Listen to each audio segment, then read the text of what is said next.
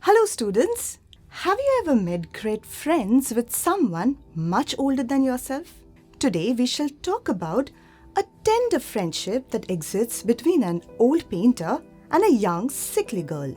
This story has its theme the universal values of sacrifice, love, and artistic excellence, and it redefines the meaning of a masterpiece for a cynical society that often prizes technique over feeling in the world of art.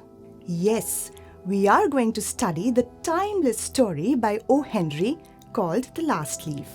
Thanks to the universal appeal of the story, it has been adapted into many plays and films. You might have heard of the 2013 Bollywood movie Lutera, which is also loosely based on The Last Leaf.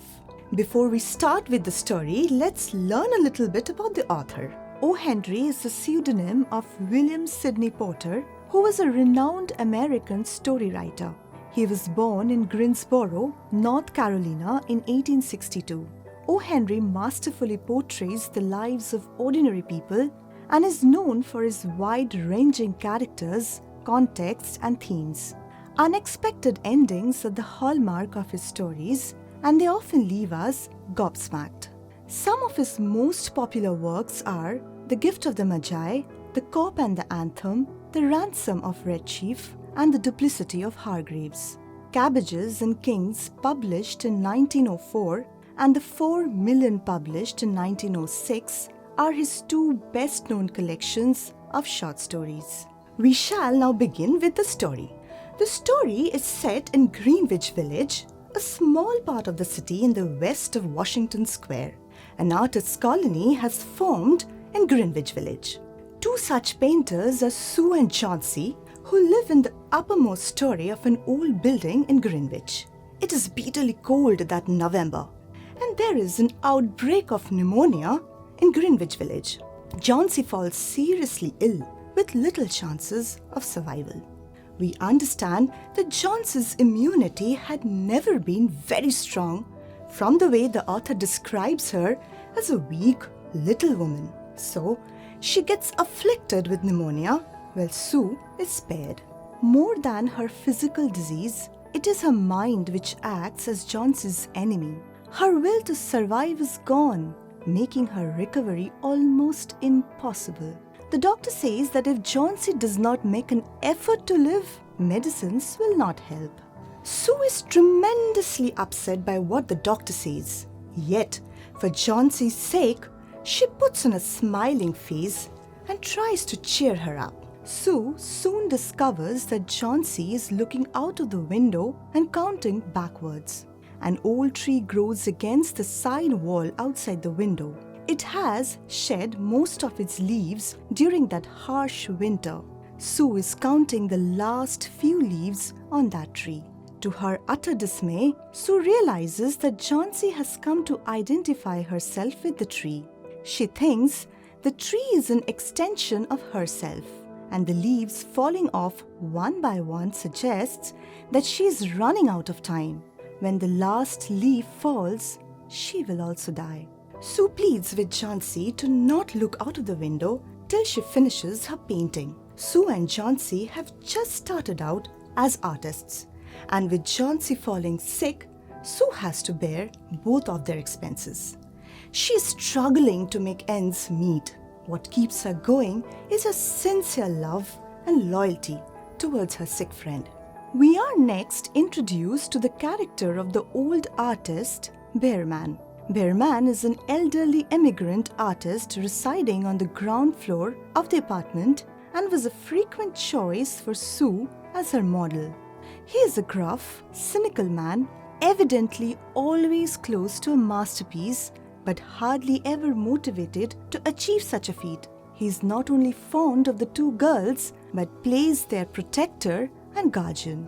Sue discussed the awfully shocking premonition of Johnsy with Bearman, and both of them remained astounded at her foolishness. Both Bearman and Sue look at the tree outside Johnsy's window as a cold rain falls, and they fear for her life. What if the last leaf too falls?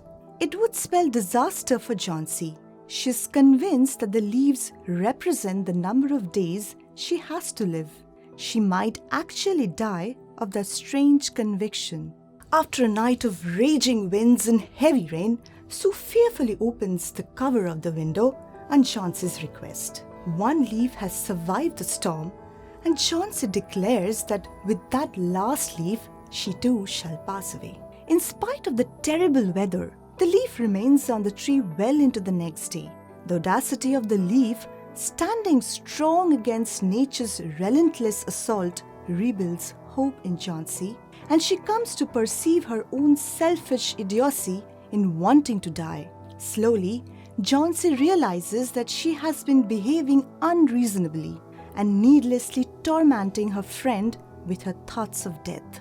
Chauncey resolves to get better and asks for food. The doctor declares she is out of danger in a day or two. It is here that we come to the surprise ending that is so characteristic of O. Henry's short stories. Once she is out of danger, Sue breaks the news to Chauncey that Bearman is no more. The old man had been so devoted to the two young artists that he had been up a whole night in that terrible weather, with a ladder and a lantern, painting a leaf on the side wall. The painted leaf had looked like the last leaf to Chauncey from her window. Bearman had caught pneumonia soon after.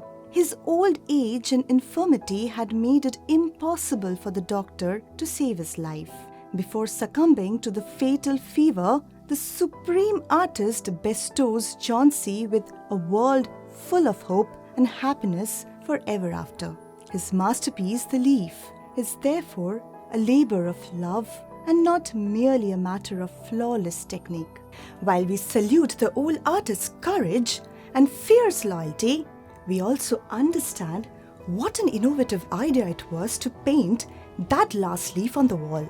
It saved Chauncey's life, while it cost Bearman's his own. The sacrifice and the tremendous love that the old, gruff, poor immigrant Bearman bore for the two girls influenced and inspired the masterpiece of his career.